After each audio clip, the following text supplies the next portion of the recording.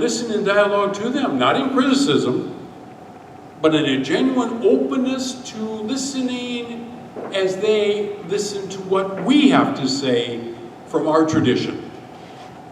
This is where I was when I was like you in college. What was I like at that particular time, liturgically and spiritually in the 60s? Hair was longer than it is now. That type of thing. And Indiana University had its Dunn Meadows. And it's where the hippies hung out.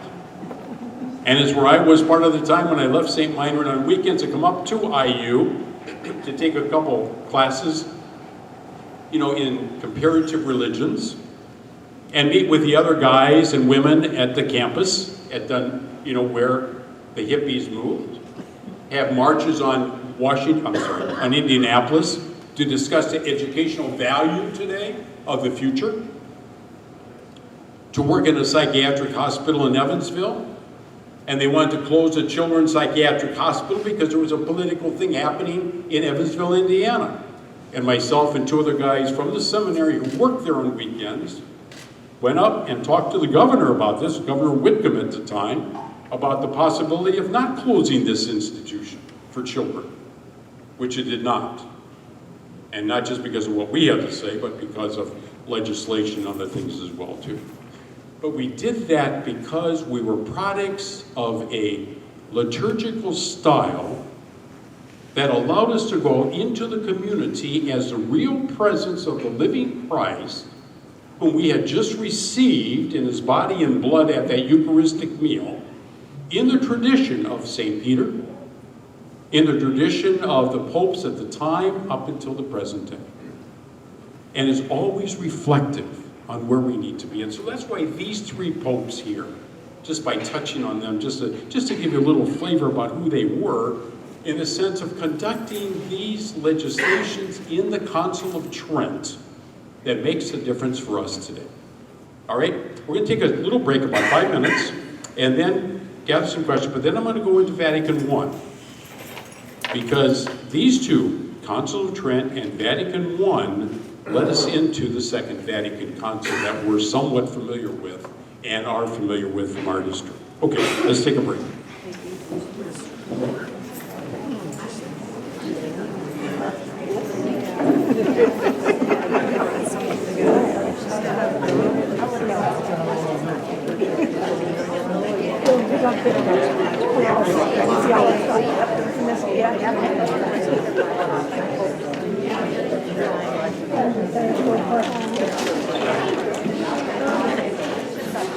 You got it.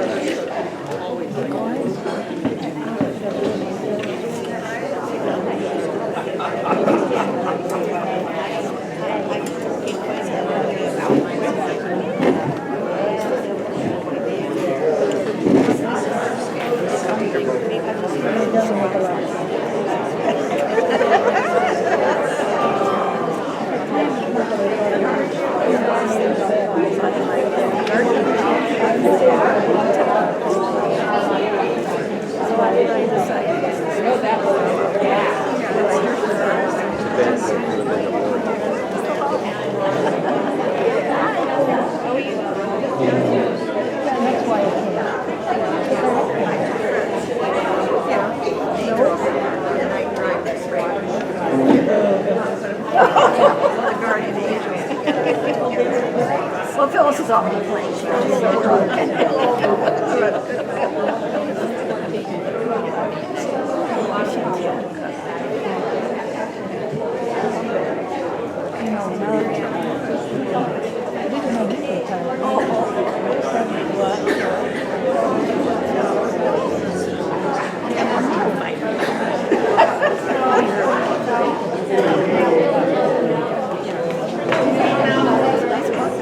I just want to make one quick announcement, sorry. The bar is going to be closing. So we've never had this, but so we only have a bartenders for a set amount. So if you want any more drinks or pop, could you please go get them right now? Sorry, thank you. You took care of it.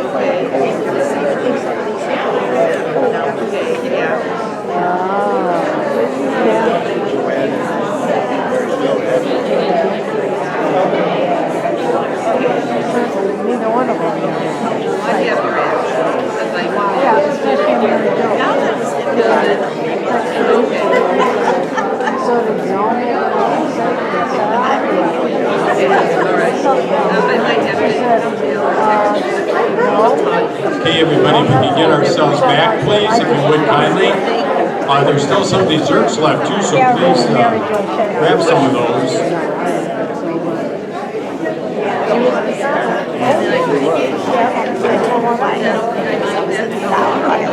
Oh my gosh, how did you survive that? Oh, okay.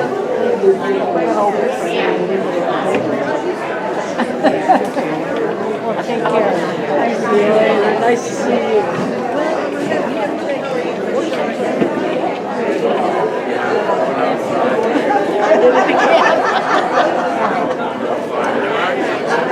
George, good, you?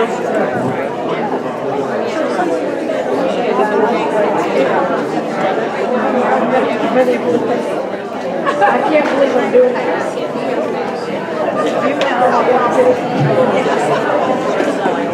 Okay, everybody, in the name of the Father and of the Son. Gotcha. That works all the time. It just does. For those of you mentioned, I have a download every day in the morning at 7 and 7 in the evening as a scripture passage with some photography things.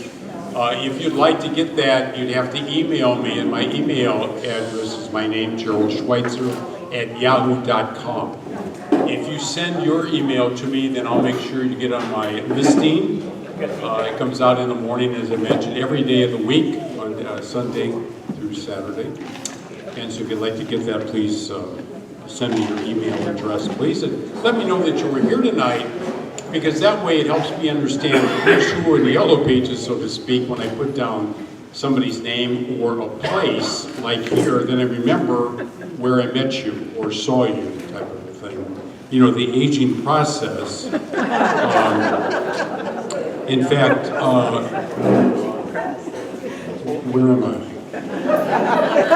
Smile. I tell that for, you know, it's funny, when you do weddings, and the wedding photographer comes up and says, excuse me, Reverend or Father, whatever, if they're familiar, do you have any restrictions? And he says, I just have one. I need to be in all the pictures. And when they don't know me or didn't know, you know, like, I'm just kidding. Deacon Dale mentioned to me, I appreciate Dale, thank you so much, that collection that the bishop is sending out is going to be the weekend of the 15th and 16th, the 22nd and the 23rd of this month. So please consider that, if you would kindly, please. Much. Any questions? Anything specific? We're going to stop at 8:30. Okay? Sure we are. All right, we're going to stop at 9. Sure you are. Okay. But that's kind of the objective. We'll see how it goes. Any questions at this time? Okay, let me just round out again the Council of Trent with Pius IV. And let me just give you this little passage. In 1564, he published a summary of the doctrinal statements that were put together at the council, observance of disciplinary decrees and imposed under sanction. The Catechism of Trent appeared, the new Missal appeared, Breviary was revised. There was eventually a revision of the scriptures of the Bible because of languages. At the end of the century, many of the abuses that had been motivated the Reformation had disappeared by the end of the century. It's amazing when you think about that. The original development of the Council of Trent was a great movement that was happening. And then 40 years later, again, that's a period of time, and we're familiar with those kind of things. Basically, the reason the council met, because of the Reformation, was pretty much dissipated. Because now you had pretty well organized structures of the Lutheran, our brothers and sisters of the Lutheran faith, really began to develop. And even, as you well know, for those of you who perhaps were or are of other Christian denominations, there were many splinterings off of the Lutherans, Anglicans, you know, Episcopalians and Methodists, and many others too, as there still are today. That's why back when I was helping out, and still am somewhat, over in Maryville. When Father Jim Mead, God bless him, passed away about 2 years ago now, and those of us who are retired got calls to come into Maryville and help in the 3 church communities of Peter and Paul, St. Joan of Arc, and St. Andrew's Parish on weekends, which we did for 2 years, every weekend. And then Father Ted Mogg, originally from LaPorte, born and raised there, was pastor at Dyer at St. Joe's, and the bishop then assigned him to take on Maryville and to bring together, which was already happening, those 3 church communities, and eventually St. Stephen the Martyr as well, and combine those into Our Lady of Consolation, which has been there, and St. Andrew's, which is now called Holy Martyrs, because all the parishes of that area of Maryville, the 4 of them, are all martyrs: Joan of Arc and Stephen, Peter and Paul, and Andrew. So they refer to now as Holy Martyrs, and Mass takes place there at St. Andrew's / Holy Martyrs Parish. And so when I was down in Florida in June, came back, Father Ted had asked me to do a Mass on the weekend at the end of June on that weekend, because he was going to be gone. So he did. And I was met with the individual sacristans who reminded me that this would be the last weekend of 6 Masses at Our Lady of Consolation and St. Andrew's. That they were just going to come down now to 4 Masses, not 6, but 4. And the sacristan says, and Father Ted is going to have all 4 Masses.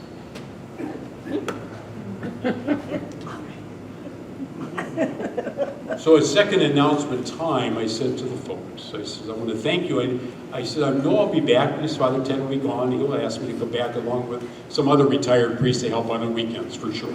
But on this steady diet type of thing, I probably will not be here anymore, because Father Ted, as you know, and they've already knew this from getting letters from him the previous week or 2, that I will no longer be coming every weekend as I was taking some Masses, because there will be 4 Masses. He'll do all of them. So this week, if you're traveling around and seeing a church that's hiring, please call me. Father, any church? Yeah, anyone, doesn't matter. Catholic, Christian, doesn't matter. Baptist, I'm good. I'm good. I can read the scriptures and I can preach. And those. There's a call here for you What from happened? Father Doug. Yeah, what? There's a call here for you from Father Doug right now. Is it really? I saw him today, so I think we're good. We're good on those kind of things. So, you know, that's really important for us, and I think about that in terms of our own ability, as you well know, from the people in Maryville who had the dead go, and I have found out, I think from them, that if they attended an 8 o'clock Mass at Peter and Paul, for example, which no longer exists, they will go to the new church at 8 o'clock.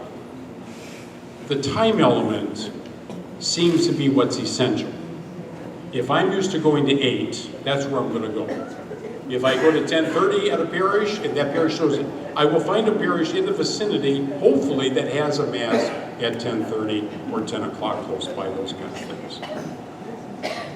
So sometimes things never really change too much. But in a real sense, this is what the Pope really, Pope Paul IV indicated to us. Was it Pope Pius IV?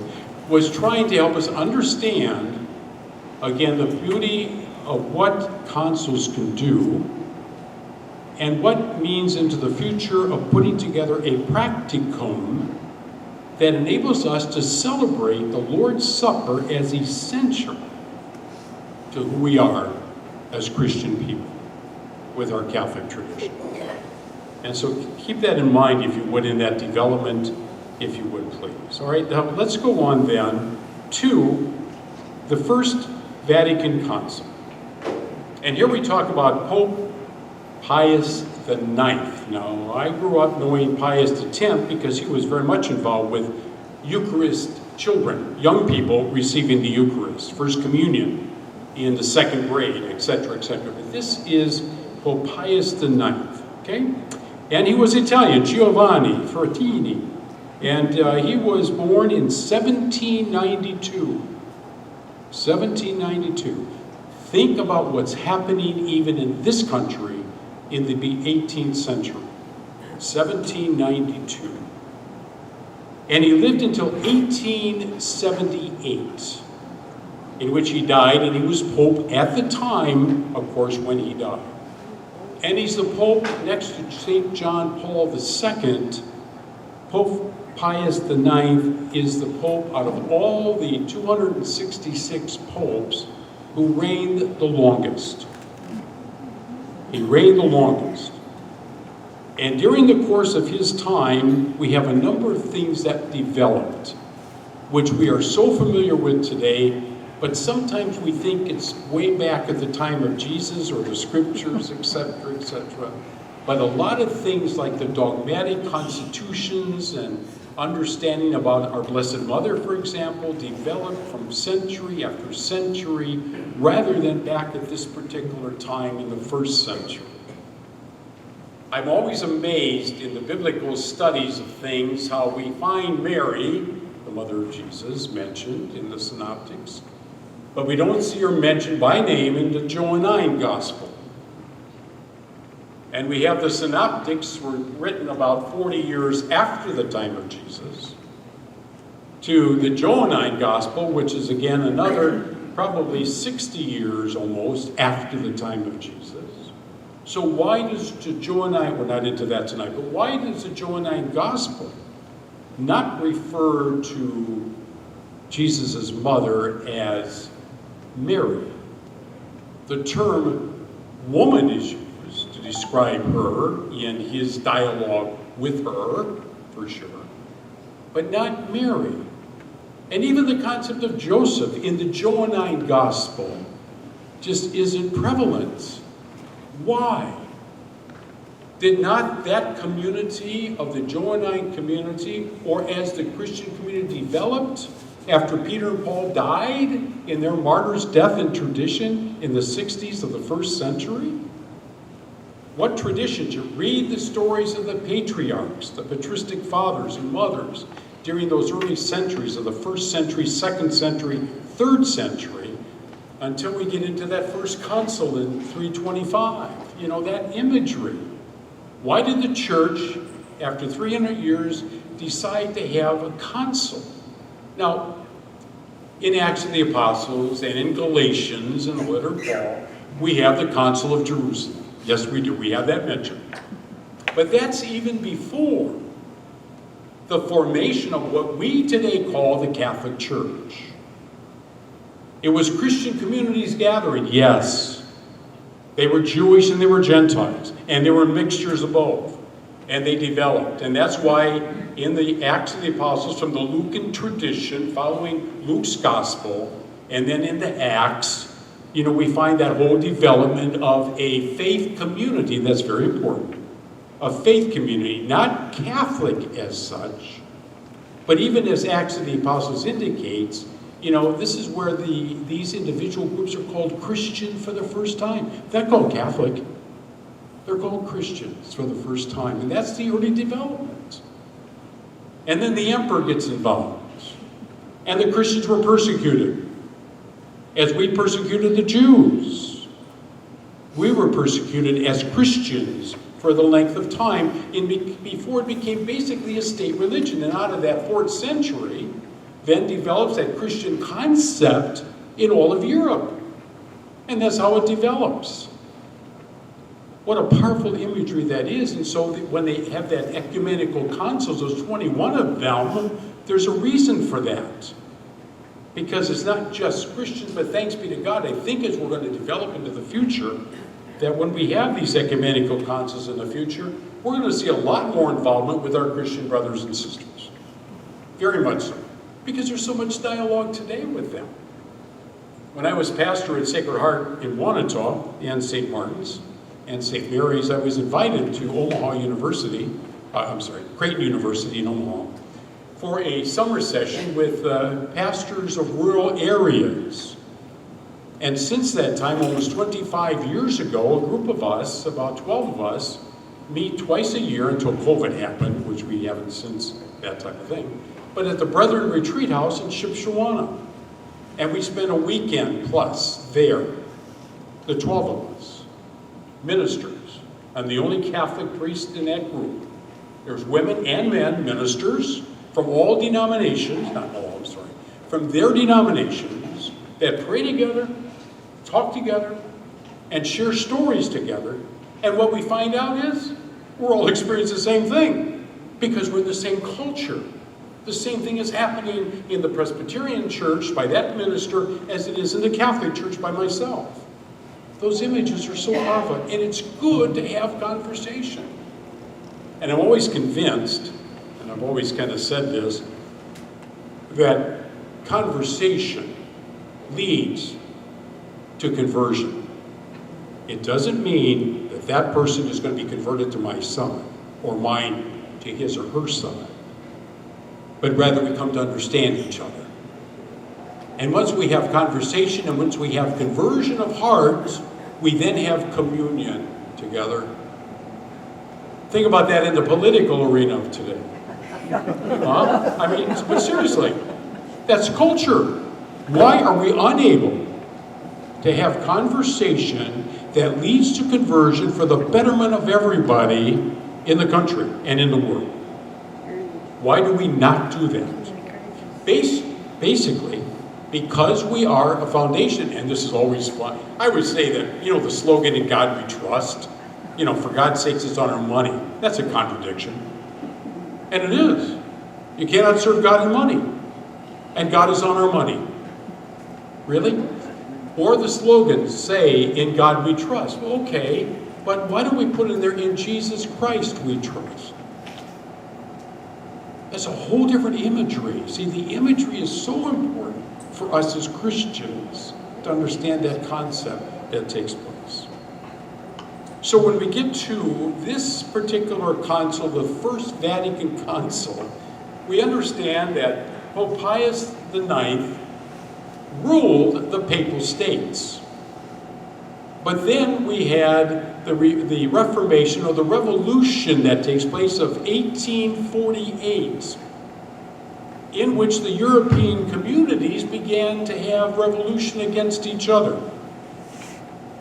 And out of all of that came the desire to have independent states and that development. So all of a sudden, the Pope at the time, we understand that he recognized that he could no longer be the head of the Papal States. And so he was eventually confined to the Vatican concept. And so when you think about that process from the previous, not exactly the previous 5 councils, but in this, there was 4, then there was some more, then there was a 5th Lateran, 4 Lateran, then some more councils, then the 5th Lateran. All of a sudden, what Pope is going to be doing here is going to say, but now we're at the Basilica at St. Peter's in Rome. I'm living in the Vatican, and so we're going to have Vatican I Council.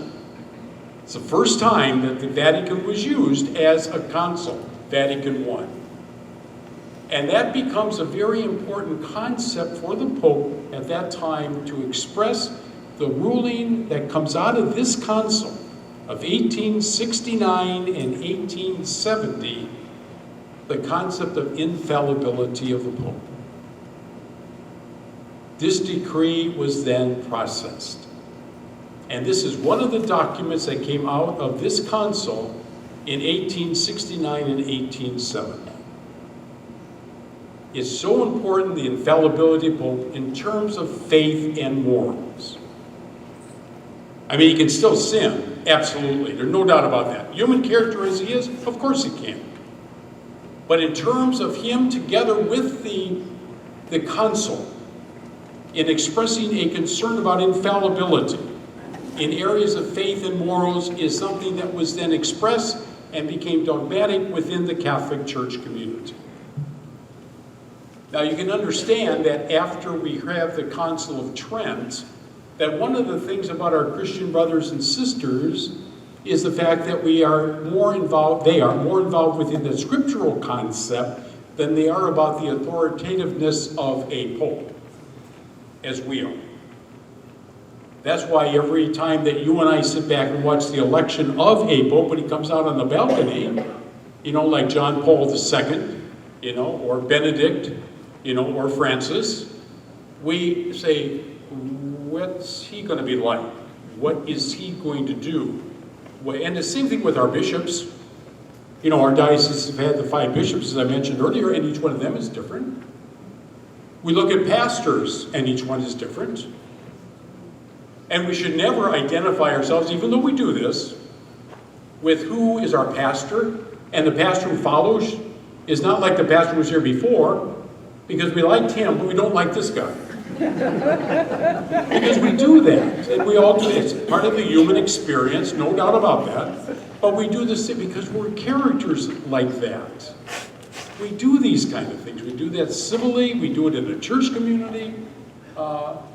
It's not the easiest way to go, but somehow we again have to look back at our faith, hope, and charity within a church community and say, what are we like here at this particular parish? Who is our pastor? Who's our deacon or deacons? You know, who's our associate? Who's the head of a religious education? How do we help them in their development as well, spiritually, coming from their history, coming from their background? How do we get to know them? How do they get to know us? You know, same thing, and I think that's why these councils were established and will continue to be established into the future.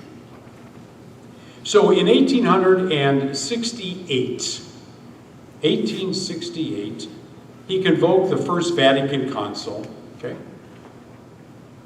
He lost control of the Papal States in 1870 because of the revolutionary activity that was happening, because of the Kingdom of Italy that wanted to take over the country and provide individual states within the country.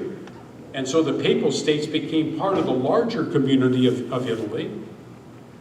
And so he refused to leave the Papal States or his place at the Vatican, and he referred to himself as a prisoner of the Vatican. Okay? But yet at the same time, when we think of Pope Francis or the other popes, that's where they are, in the Vatican. Vatican City right there in that place for any of us who visited that, you know, over the years, or to go to his residency, you know, or out to his summer resort area, whatever, those kind of things. But what is the external manifestation of the Pope we have today? And how do we like him, like we like St. John Paul II or Benedict? And then we think about whatever happened to Pope Benedict XVI. Well, he's still alive. He's in constant prayer, and because that's where he's at, but he's a great theologian. I mean, if you ever wanted to read some books that Benedict wrote on Jesus Christ, I mean, he's got some 3 great volumes that give us a real insight into his theology, and Pope Benedict was one of the leading theologians at the Second Vatican Council with Paul VI, you know, and John the 23rd. That's their history. And then becomes Pope for that short period of time, and then he retires. He retires. Doesn't die, but retires. John Paul II, as you know, continued on in his ill health until he died.